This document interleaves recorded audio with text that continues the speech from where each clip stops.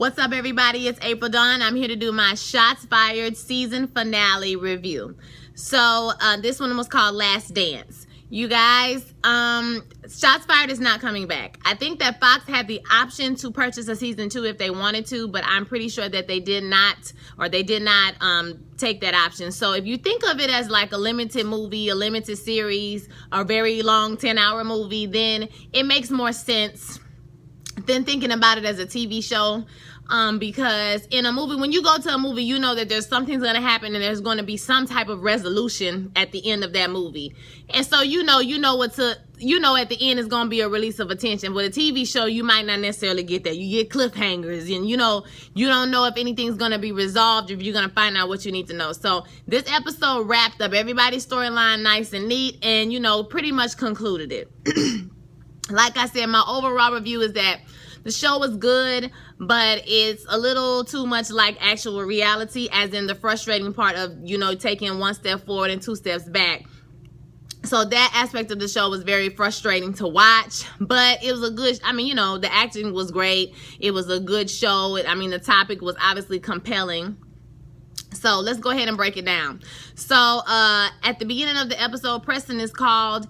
He's called and he's told that Detective Breland, or Lieutenant Breland, has been shot and killed. So I thought that Breland was going to be alive. Guess my prediction was wrong. He is actually dead, okay? So the Sheriff Pratt is on the scene, and he's talking to the daughter. Or, he's letting everybody know what's going on with the family. Okay, so he's been shot in his yard. They don't know who did it. And so, obviously, Ash is not with him. So, he like, uh-oh, I hope she didn't go out there and kill him. That's what his face is telling me. Uh-oh, I hope she didn't kill him. So, him and Ash, they both go out to the crime scene, or they both go out to the houses. This is where the police are raiding the houses. They're trying to find out what happened to Detective Breland, and they think that somebody knows what happened because, he came to the houses to apologize to the mother of Joey Campbell, and they ran him out of the neighborhood, and now he's dead. So they think that somebody in the neighborhood followed him home and shot him. So they're raiding and pulling people out on the street. While this is going on, the police officer, I do not know his name. He is friends, the one that's friends with Beck. He went to Joey Campbell's in them house. The mama, I don't know their name either. Marcus is the brother name, but I do not know the mama name. He went to the house and asked him, did they know anything? They said no, and he was like, cool, just stay inside. So I thought that was a good looking out for them, especially since the boy had punched him, So, they raid the neighborhood. Of course, Ash and them is like, this is excessive, this is too much. And Sheriff Pratt is like, we're gonna, be out here every day. If we gotta be out here every day. So we're getting to the point in the story where now it's time to bring both of these cases to a grand jury. So the bulk of the episode is dedicated to the grand jury process. They talk about the grand jury process, about there's no defense. It's just the prosecution gets to present their case, and then they decide whether or not, the grand jury decides whether or not they're going to indict. That just means that whether or not there's enough evidence for them to go to a trial and hear both sides of the story. So it's kind of messed up because, like I said, there's no defense or there's no counter argument to the other argument. You don't get to argue certain things, and witnesses do get to testify. So we to that point, and so we're going to, first up is Beck. So his lawyer is telling him, you said you were in fear for your life, you shouldn't have any problems, it's impossible to die, don't worry about it. We've seen the video, and now the full video from the picnic where he says he want to kill white people or give him a license to shoot these crackers. That whole video comes out, and he says, right after that, he says, nah, I'm just kidding. It give me a chance to treat people right, treat people with respect. I work so hard to do this, yada, yada, yada. So we can see that he really, he's really not a bad guy. He's really not racist. He was just playing around and joking or whatever. But we also see, we also get a chance to see what happened that day in that car. So I did like that about the episode. They brought the 2 deaths and they gave us the objective point of view of what happened. We didn't get anybody's perspective. We just got what happened. So I don't remember what part of the episode, but at some point in the episode, we go back to what happened that day. So basically, Joey Jesse gets in the car. He drives through the neighborhood very fast. Beck is just coming out of somewhere eating lunch, looks like. And so he comes out and he pulls the guy over. He says, you know, what you doing in the neighborhood, you know, and Jesse says, why you pulling me over? And he says, what are you doing in this neighborhood? And he says, he says that what did he say? He said he's there for fried chicken. And so this obviously made Beck upset. You know, Beck opens the door, and he tells him to get out of the car. And, you know, they tussle. What happened is, it happened so fast. The boy got up, and he kind of like got up and bumped into him. And it could have appeared to Beck like he was trying to get his weapon or fight him. And he shot him 4 times. It happened like in the blink of an eye. So I think the whole point of this show is to make you look at the perspective, or make you look at, they're giving us an objective view, but we're looking at, you know, how this might have happened with some, I'm gonna say some, okay, some situations that happen with white cops and black people. Now, don't kill me in the comments, y'all. I'm not saying that every time this happens it's a mistake, but the show highlights how a split-second decision is something that could really change your whole life. You know, one split-second decision, thinking somebody doing something that they're not doing, you know, you really got, and you can be an otherwise good person. You can still be a good father, husband, or whatever, and be a decent person and want to do right. But that one push or shove, because when it looked like he wasn't grabbing his weapon, it looked like he wasn't trying to grab his weapon, and from the whole interaction, the boy wasn't gonna try to grab his weapon. You know what I mean? But Beck was wrong. He should not have opened the door. He should not have tried to force the boy out of the car. So he was wrong. You know, so what can I say? So they highlight, like I said, they showed us what happened just from an objective point of view. They did, you know, he questioned, I did like they questioned at the trial, they questioned a friend and talked about, did Beck feel isolated or whatever at the job? And he said, well, I'm sure, you know, it wasn't fun for him or whatever. And, you know, he basically tries to like cop out of, you know, him being discriminated against or feeling alone. And they asked him how he felt about the torts. He said he felt like it was wrong. You know, he said that he felt like it was wrong or whatever. So that was that. So Lieutenant Breland came up, obviously. So Ash, you know, Preston and Ash interacted about Lieutenant Breland, or he questioned her about Lieutenant Breland at the grand jury. And basically, you know, Breland planted the weed inside of Jesse's car to make it look like that Jesse and Joey, or you know, that he got the weed, or that it was legit, because when Joey got shot, he knew about it. He knew what was going on, so he didn't want them to rat them out, so they protected him when he shot Jesse. This is what happened. So like I said, right is right and wrong is wrong, and Color ain't got nothing to do with it. He was wrong for doing that. Breland was wrong for covering it up, but Breland is dead now, so who you think going to jail? So of course they indicted him. I'm saying this and I'm about to talk out the other side of my mouth, okay? So they indicted old boy. They indicted Beck.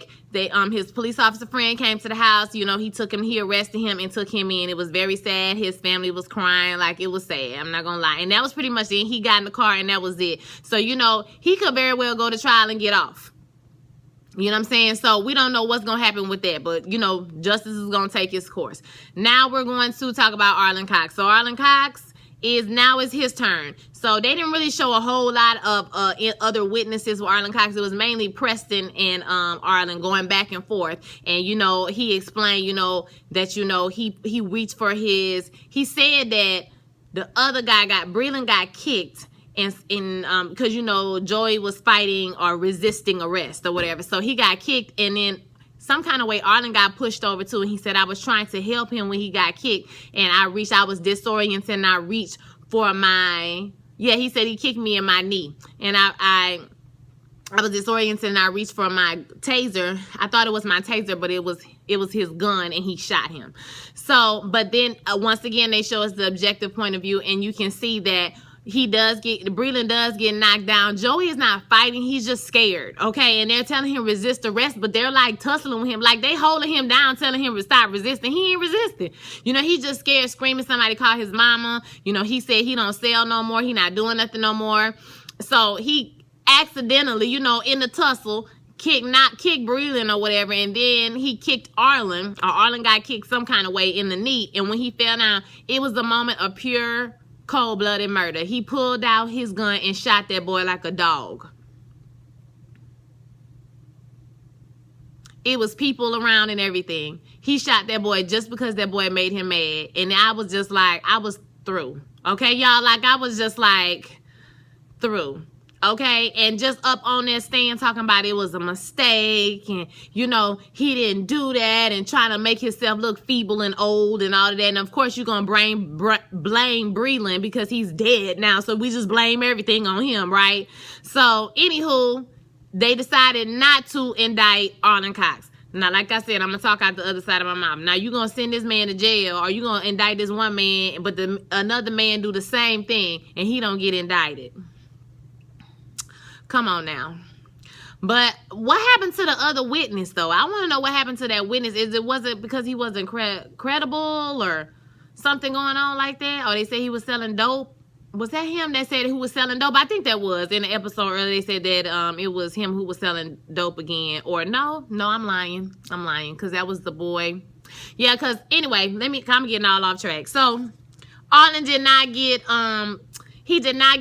indicted, and they had a rally outside when Preston came out and told everybody, you know, he was sorry he failed. He did not get him indicted or whatever. And the one guy was like, we need to burn this place down. And Joey Campbell's mom was like, you know, hey, you know, we got to stop being a reactionary community. We have to organize or whatever. And this is how I feel about that. And I'm about to get on soapbox, y'all. Get ready. This is how I feel about that. It's almost an insult or a slap in the face. It's a twofold thing. It's almost an insult to watch a show for 9 hours and on the 10th episode you say, hey guys, you know, nothing's gonna change, or these people are wrong, but they gonna get away with it. We gotta organize. We have to do better. Black people, it's you. You have to do better. You have to do this and you have to do that. So I can see why some people could take offense to the way that was necessarily presented. It's like, we've been watching all of this stuff. It's nothing, you know, to be said for this man just shooting his boy like a dog in the street. I don't care if he sold dope. I don't care if he did. I don't care what he did, okay? Because the fact of the matter is none of that was happening when he was shot. Nobody deserves to be shot like a dog on the street. People deserve they just do. You know what I'm saying? So, yeah, how can you equate that with, oh, we need to organize? I mean, I get, but at the same time, here go the other side. It's true. We need to understand that marching in the streets is only going to do so much. It's going to raise awareness. It's going to bring attention to the situation. But there have to be works. There have to be action. We have to be on the grand jury. That's true. I mean, these things are true. Like I said, you could be like, you know, but it's wrong to go around killing people for no reason. But the fact of the matter is, racism is something that's like in your heart, that you've been taught, that you've been grown up and raised in. So it takes a person to realize that they are racist and really want to change that. And that's, you know, and really have to be self-reflective enough to change that behavior and, you know, see things from another perspective. That's very hard to do. Okay, the only thing that made people change is the law. Straight like that. And if you're not organized and getting your stuff together and trying to get these laws changed, like, we need to be going and vote at these midterm elections, because if we can't get nothing done, we need to stop other stuff from getting done, okay?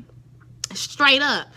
Nothing is going to change, because in America, in the system that we in, you got to work the system. But there has to be a way. We have, as black people, I feel like there's a way that we have to learn how to work the system, but still be true to who we are. We still have to find that. And we still have to find unity within our own self, you know. But I understand at the same time being told that you got to do this, and you know what, these things wouldn't happen to you if you didn't do this, this, and this. People are tired of hearing that stuff. So they was, I don't know about that.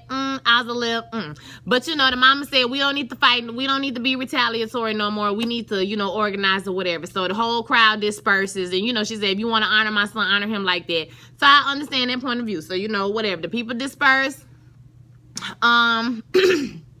They going about their business. You know, and later on in the episode, everything comes together. So I'll talk about that in a minute. So, let me go ahead and talk about Preston. Oh, no. Let me talk about Pratt. So, Lieutenant Pratt or Sheriff Platt, it's a child, I don't know what his name is. The sheriff, okay? He, like I said, he's first on the scene to tell the daughter and what's going on. Ash and Preston were there as well. They find out the daughter says, you know, she spilled the tea, basically, about what her daddy told her his confession to her. So they take that information, and obviously Ash and Preston want to find out who, you know, that he was blackmailing to keep quiet. I don't know if they was referring to that police officer who killed himself, or the daughter was referring to Ash when he was trying to get Ash to cover everything about making a file or whatever. I want to say that's what it was, because Preston kind of looked at Ash, you know, like, you know, I think you killed this nigga. You know what I'm saying? Like, did you kill him? Because at the beginning of the episode, she did tell him she took a ride to clear her head. That's where she went when he wasn't there. So, good morning, normal students. So later on, Preston gets a call, and he finds out that there's a storage unit, that Breland has a storage unit. And apparently Ash has already gotten this information. So he goes out to the storage unit, no warrant, goes out to the storage unit. He looking through the storage unit trying to figure out, you know, what's going on. And he finds that Breland had been recording the conversations that he had been having with Sheriff Platt this whole time. I thought, you know, he didn't trust him, you know, at a certain point when they had that one talk. And he kind of threatened him. But apparently he had been taping the conversations for a while at this point, okay? So he found it, but then Sheriff Pratt walks up at the right at the wrong time, you know, when he's looking through everything, and he's saying, do you have a warrant? This look like breaking and entering, yada yada yada, you know, they go back and forth. But Ash comes up at the last minute. She saves the day. She has the warrant. So that's what she was doing. She was getting a warrant, and then she was going over there. So so whatever they found in there, they went on and, you know, used it against him. So he said, Sheriff Pratt, you going to jail. It just is what it is. Okay, you going to jail, my dude. So I think that was it for him, y'all. And I might be skipping some stuff. I watched the episode like twice, but it's hard for me to pay attention to stuff I'm not really into like that. So I'm not gonna lie to y'all. So I wasn't really paying attention both times. So I'm really reaching right now trying to do this review. But yeah, I'm pretty sure that was it for him. I could be lying though. So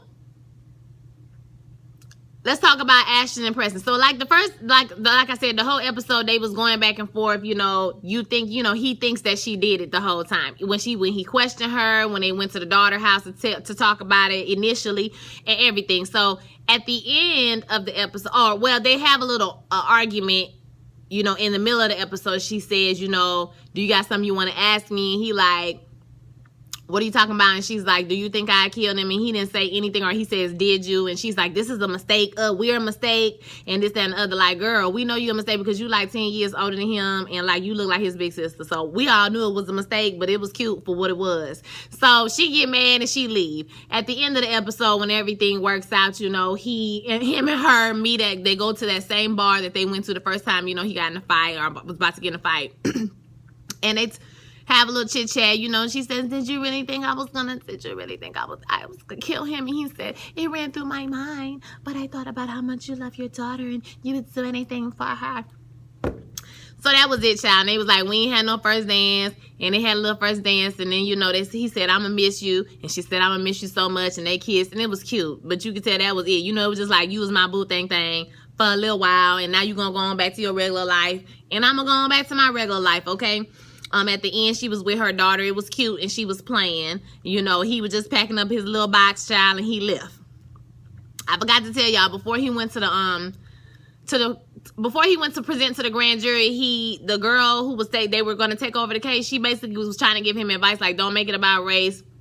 The jury is going to be all white. Okay, don't make it about race, because if you make it about race, you know, you're going to count yourself out. You're not going to get the indictment. He was like, so when he went in there, you know, he said, no, you know, it's about race. I can't ignore this.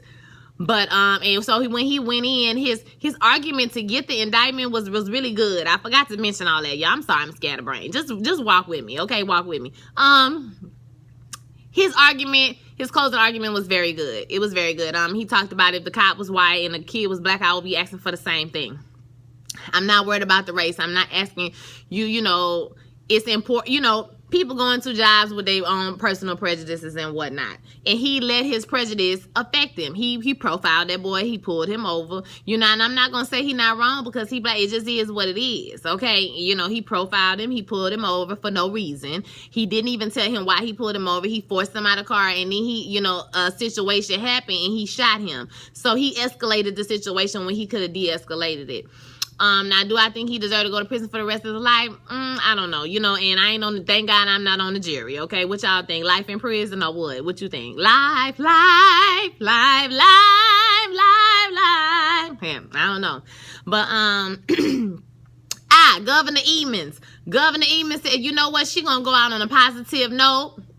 If she gonna go down, she gonna go down with a good heart, a clean hands, honey. So, she said, excuse me, she said she's not fooling with Arlen Cox no more. She don't want his money no more. She done called her peoples up, and she done got some money from them so she can keep the education bill going strong. The education initiative, okay?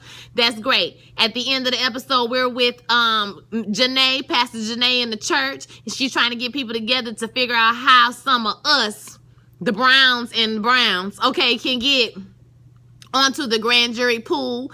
You have to register to vote. I'm a registered voter, but I've been a jury dude, but I've never been chosen for jury, honey. Never. Okay? So, but anyway, trying to get us in the selection process so that we can be a part of the grand jury, so that we can make those decisions as well. And somebody said, Pastor Janae, I registered to vote if you run for something. She said, oh, I don't like to be put on the spot. So we already know in the future she gonna be the mayor. Okay? She gonna be the mayor of the town. Or something like that. Maybe not, because there's a whole lot of white people that live in that town that don't like black people. So maybe not. I don't know. You know what I'm saying? But we'll see. But yeah, so that was that. And it was cute. And then the girl who was Eamon's assistant, now she gonna help the people register. So she here with the people in the community. Okay, helping them get things together. Look at God. It all came together for the good. Look. And that was it, child. We found out that, oh, I forgot. We found out that Platt is his name. Sheriff Platt is the one who killed Breland. Dun, dun, dun. He killed Breland because he didn't want Breland to spill that tea, and he was going to let him take the fall for everything. Okay, he didn't want nobody to find about their little alliance and what was going on. Okay, so he killed one of his own men, people. Who does that? Who killed their own? Who does that? Like, I can't. Let me see. Let me see. Oh yeah, and yeah, because he went to go see the governor. The governor said, you know, I found out what was going on with the situation. So, you know, it's gonna get shut down regardless if he go to jail or not. This whole situation about to get shut down, and I'm asking for your resignation. So, you know, he was on his way out anyway. So he said, you know what? I guess I'm just going to go ahead and kill Breeder. You know, I'm going to be on my way out. It's no big deal or whatever. But yeah, nah, he going to jail. So Sheriff Platt is going to jail. It was one more. Ooh, what happened? Ooh, y'all, what happened? Breland, yeah, Sheriff Platt. Oh, yeah, here you go. Preston.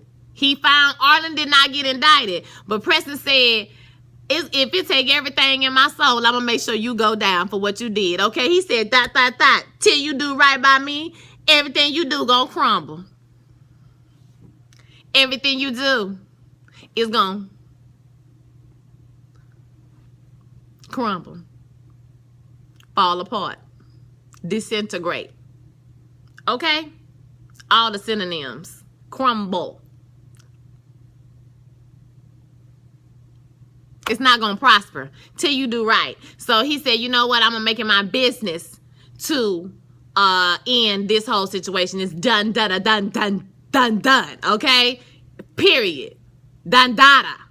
Okay? So he gave him some type of, you know, I guess information. I don't know if it was a warrant, a subpoena, or whatever it was, but he said he got some civil rights violations going on at the jails that he run. So, you know, Arlen about to be out of money. If nothing else, he gonna end up in jail, or he gonna end up, you know, paying a whole lot of money or being broke or whatever. Because he looked very upset, and it wasn't like something that he can get out of. So, you know, he gonna get his comeuppance. Maybe not the way that we want to, or the way that he should get his comeuppance, but hopefully he'll get his comeuppance. Yeah, so by far the most interesting character on this show to me was Breland.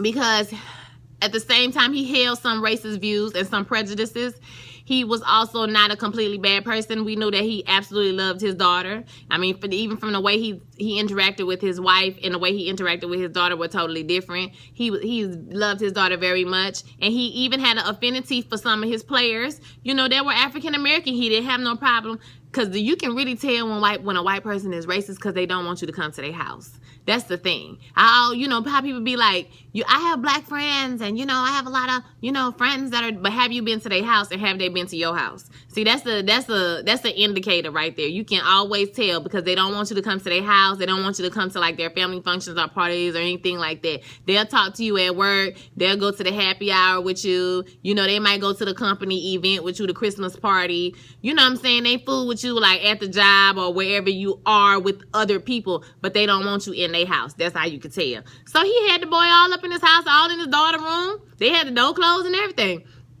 So he can't be 100% a racist. You know what I'm saying? But so his character was very interesting to me. In the journey he took, it seemed like he just started to get it before he got murdered. So that was kind of sad to me, because like I said, it takes that person to see, recognize what they're doing wrong, and recognize how those actions or views are jaded and not right. And most of the time it's because they haven't experienced, but you can't even say that for Breeden, because he has experience. The boy was all up in his house, so I don't know if the boy coming from a bad home, a good home, or whatever, but obviously he there at night, he ain't at his mama house. Okay, so I don't know.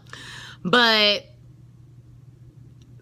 like I said, for most people, it just takes them to experience somebody who is not a stereotype and really get to know that people are just people. No matter what color you are, race you are, whatever, we're all just people, and there are good people and there are bad people. There are ratchet people, okay? And that's every race. Whatever you call ratchet people in your race, there's ratchet people, and there's, people that's sophisticated. There's bougie people, and there's nerds. There's, you know what I'm saying? There's like hipsters, and there's, it's every type of every person, every race. And every race has stereotypes. So you should never judge one race off of stereotypes or think that everybody is that or everybody does that. It's not true. It's just not true.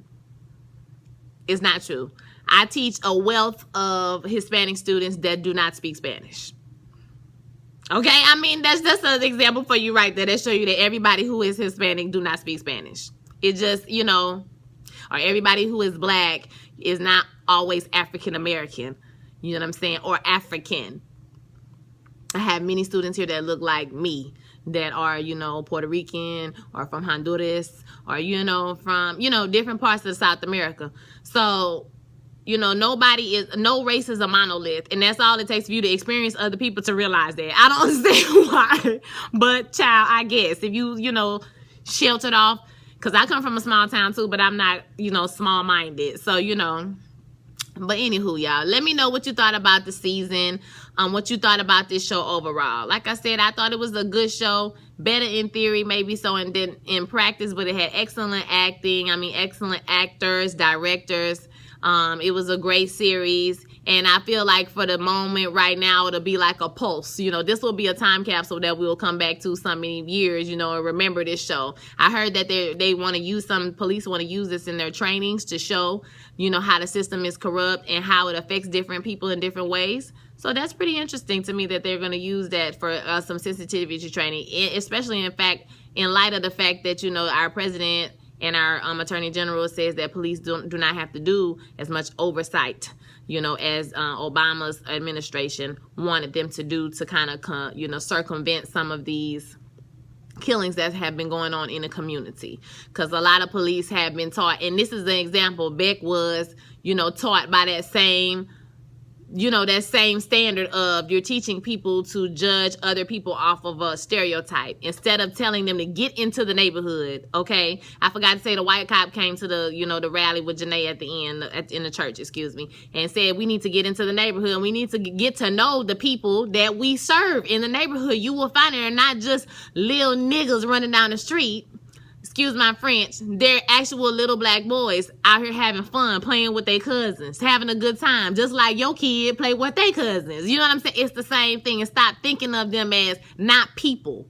Black people have to fight so hard for just people to see their humanity. And that's, you know, that's hard when people don't even see you as a human. They see you as a thing or one of them. You know what I'm saying? So it's hard to fight for, you know, just to have basic humanity. So I want to hear your thoughts, y'all.